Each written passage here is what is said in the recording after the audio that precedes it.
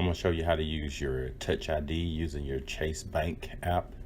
It's really easy and I would recommend it. Find your Chase app right here and I'm gonna go ahead and log in.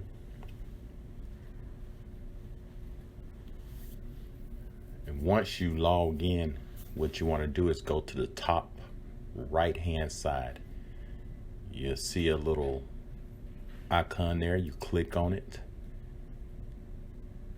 and once you click on that little icon there in the top right, you want to go down until you see Touch ID, and you click it and turn it on.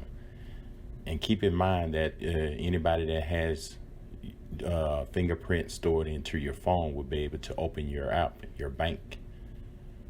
So we're gonna go back and log out. So I'm gonna open this again. I'm gonna show you how it looks. Once I click my Chase app, it pops up and asks for and you touch your fingerprint on the bottom on your iPhone and it opens up. So if this video helped, subscribe to my channel and have a great day.